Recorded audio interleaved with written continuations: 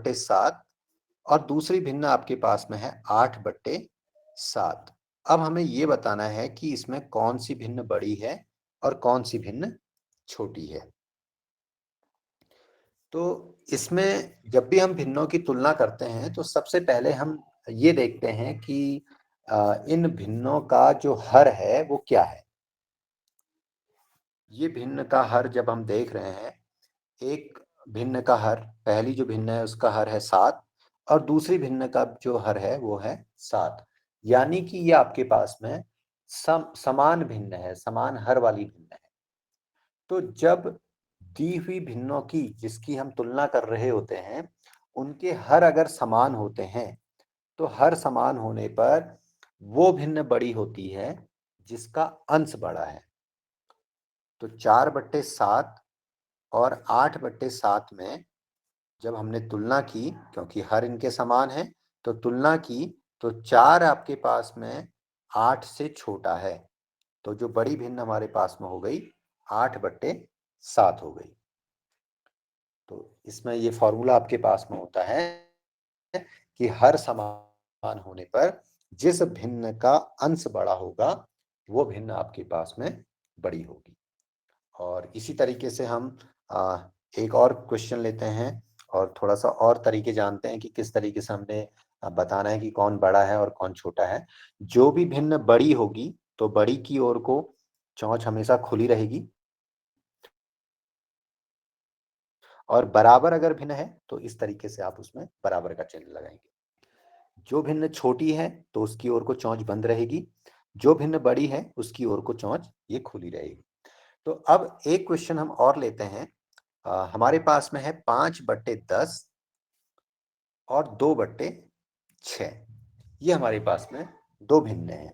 अब इन भिन्नों में हमें ये बताना है कि कौन सी भिन्न बड़ी होगी। तो उसके लिए एक आसान सा तरीका है, जब आपके पास में केवल दो भिन्नें दे रखी हैं तो उसमें हमने बताना है कि कौन बड़ी है और कौन छोटी है।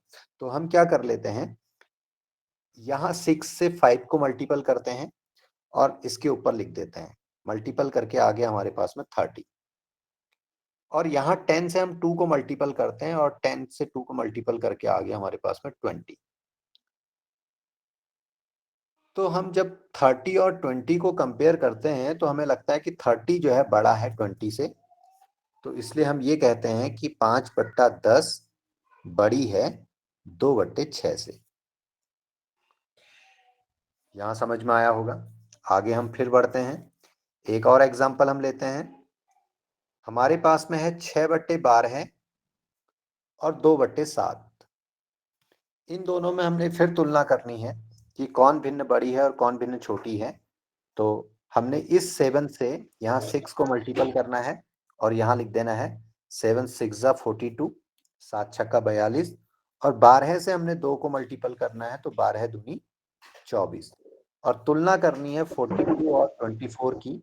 तो 42 बड़ा है 24 से, तो देयरफॉर हम कह सकते हैं 6/12 इज ग्रेटर देन 2/7, यानी कि 6/12 बड़ी है 2/7 से। तो एक क्वेश्चन आपको मैं और दे रहा हूं, तो थोड़ा उसमें बताइएगा। 7 से 8 को मल्टीपल किया आपने, कितना आया? 56। 90 और 56 को कंपेयर किया तो 90 बड़ी है, तो 90 बड़ी है तो 90 हमारा जो है 6/7 के लिए है, तो 6/7 इज ग्रेटर देन 8/15। तो इस तरीके से आपने करना है। अगला एक क्वेश्चन और दे रहा हूं, तो इन्हें ओवर 8, इन दोनों में बताना है कि कौन बड़ी है और कौन छोटी है।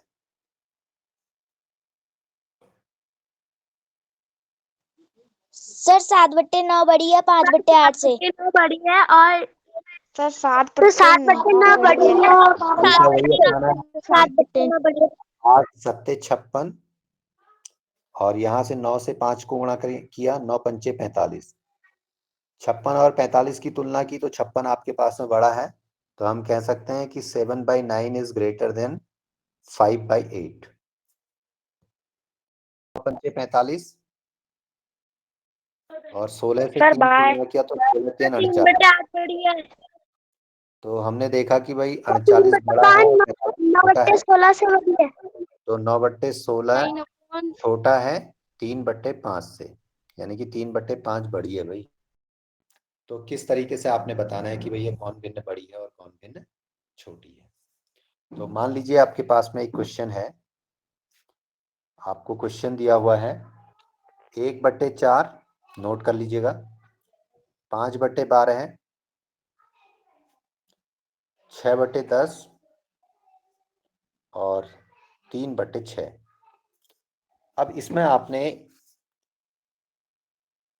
इसको पहले आपने आरोही क्रम असेंडिंग ऑर्डर में अरेंज करना है, और जब असेंडिंग ऑर्डर में इसको अरेंज करेंगे तो उसके बाद आप बताएंगे कि सबसे छोटी भिन्न कौन सी है और सबसे बड़ी भिन्न कौन सी है। तो इसको हम हल करने के लिए क्या करते हैं कि इनके हरों को हम समान करते हैं, इनके हरों को हम समान करते हैं। तो समान कैसे हो सकते हैं? तो हरों को समान करने के लिए हम क्या करते हैं कि इसमें एक चीज आती है LCM, और इसको हम इस टॉपिक को बाद में भी लेंगे, अभी मैं केवल LCM के बारे में बात कर लेता हूं यहाँ पे। लॉस ऑफ पॉ, लॉसॉ पॉ, और खाली इसको हम लॉसॉ भी कहते हैं। लघुत्तम, लघुत्तम समापवर्त्य और लीस्ट, C फॉर कॉमन और M फॉर मल्टीपल, LCM। तो ये हमको निकालना होता है हर का। तो हर में हमारे पास में है 4, 12, 10 और 6। इसका हम लॉसो निकाल लेते हैं। तो लॉसो निकालने के लिए किसका किसका, हमने 4 का, 12 का, 10 का और 6 का हमने लॉसो निकालना है। अब लॉसो निकालने का जो तरीका है, आपने पढ़ी है अभाज्य संख्याएं। तो अभाज्य संख्याओं में सबसे छोटी अभाज्य संख्या से हम शुरू करते हैं और चेक करते हैं कि उसका भाग जाएगा या नहीं। तो सबसे छोटी जो अभाज्य संख्या होती है, कोई बच्चा बताएगा मुझे कौन सी होती है? सर दो, सर दो, दो। सर दो, तो सबसे सर छोटी अभाज्य दो, संख्या हम उसमें भाग देंगे 2। 2 दूनी सर 4, दो, 2 का भाग 4 में दिया, 2 बार गया। 2 का भाग 12 में देंगे, 6 बार जाएगा, 2 छक्के 12 है। 2 का सर भाग 5, अब 10 में देना है तो 2 पंजे 10, और 2 का भाग 6 में देना है तो 2 तीन 6। तब तक 2 से देते रहेंगे, अगर किसी भी एक नंबर में, एक संख्या में अगर 2 का भाग जाता है तो हम 2 का भाग तब तक देते रहेंगे। तो फिर 2 का भाग हम देंगे, 2 का भाग 2 में गया एक बार, 2 एकम 2। 2 का भाग 3 में गया, 2 का भाग 6 में गया 3 बार, 2 तीन 6। 5 में भाग जाता नहीं है तो ये ऐसे ही उतर जाएगा। 3 में भाग जाता नहीं है तो 3 भी हम इसी तरीके से उतार के रखते हैं। आगे बढ़ते हैं। अब 2 का भाग इन नंबर्स में किसी में भी नहीं जाता है, तो अगली अभाज्य संख्या हमारे पास में है 3। तो चेक करते हैं कि 3 का भाग इसमें जाता है या नहीं। तो 3 का भाग जाता है, 1 में नहीं जाता है तो 1 को ऐसे ही उतार देंगे। 3 का भाग 3 में गया एक बार, 5 में भाग जाता नहीं है तो 5 को इसी तरीके से उतार देंगे, और 3 का भाग 3 में गया एक बार। और जो अगला आपके पास में आया, अगली अभाज्य संख्या आपके पास में आती है 5, और 5 से हमारे पास में 5 में भाग जाएगा तो 1 में भाग नहीं जाता है, 1 ऐसे ही उतरेगा, ये 1 ऐसे ही उतरेगा। 5 का भाग 5 में एक बार गया, और 1 में भाग नहीं जाता है तो 1 इसी तरीके से। और ये प्रोसेस हमारी तब तक चलती रहती है जब तक कि ये लास्ट लाइन में हमारे पास में 1 1 1 ना आ जाए, यानी कि लास्ट लाइन में हमारे पास में 1 आना है जितने नंबर्स का हम लॉसो निकाल रहे हैं। तो अब हमारे पास में लॉसो क्या हो जाएगा, लॉसो या LCM बराबर, हमारे पास में ये जो नंबर्स हैं सर 2 60, 3, 60, इनको हमने आपस में 60, 2 इंटू 2 260, इंटू 3 इंटू 5, ये हमने आपस में मल्टीपल करने हैं। तो मल्टीपल करके देखें हमारे पास में क्या आएगा, 2 दूनी 4, 4 तीन 12, 60, तो 12 तक हम को मल्टीपल तो करना आ 60 गया। 2 से हमने 2 को मल्टीपल किया 4 आ गया, 4 से हमने 3 को मल्टीपल किया 12 आ गया, गुणा अब हमारे पास में रह गया 5। 12 से अगर 5 को गुणा करना आता है तो ठीक है, और नहीं आता है तो 5 से 2 को गुणा करो, 5 दूना 10 की शून्य हासिल रहा 1। 5 से 1 को गुणा करो, 5 एकम 5, और 1 जो हासिल था उसको इसमें जोड़ दीजिए तो 60। तो 12 पंजे 60। लॉसो हमारे पास में आ गया 60। किसका? 4, 12, 10 और 6 का। ये हमारे पास में था क्वेश्चन। 4, 12, 10 और 6 का हमारे पास में लॉसो 60 आ गया। तो लॉसो 60 आया, तो अब हमने इसको सॉल्व करना है। हमारे पास में 1/4, 5/12 है, 6/10 और 3/6 ये नंबर्स हैं। तो हमने क्या किया, एक लाइन खींची और लाइन के नीचे हमने लिख दिया 60। अब हमने सबके हर को 60 बनाना है। तो 60 बनाना है तो हम क्या करेंगे, सबसे पहले हम पहली भिन्न को लेते हैं। तो पहली भिन्न का जो हर है वो है 4। 4 का भाग हम देते हैं 60 में। तो जिसको आता है भाग देना तो अच्छी बात है। तो 4 का भाग हमने 60 में दिया, 4 एकम 4, और 6 में से 4 घटा दिया 2, यहां से हमारे पास में 0 उतर गया, और 4 पंजे 20।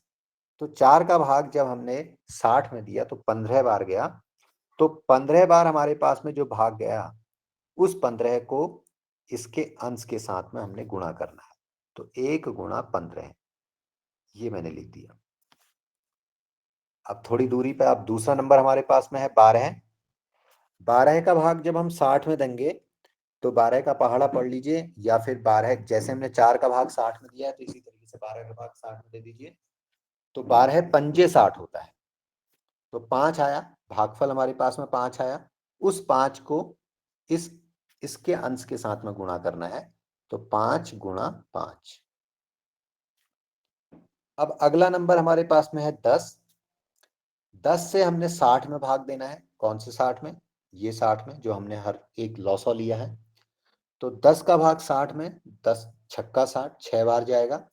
उस 6 से हमने जो इसका अंश है उसको गुणा कर देना है, 6 गुणा 6। ओके। अगला हमारे पास में क्या है, अगला नंबर हमारे पास में है 6। इस 6 का भाग लॉसो में दूंगा 60, तो 10 बार जाएगा, 6 दशम 60। उस 10 से मैंने इसके अंश को गुणा कर देना है, 3 गुणा 10। तो अब मेरे पास में क्या आ गया, अब मेरे पास में आ गया ये पूरे का जो हल हर है, यहाँ बट्टे का चिन्ह हमारे पास में चल रहा है। तो ये अब हमने क्या करना है,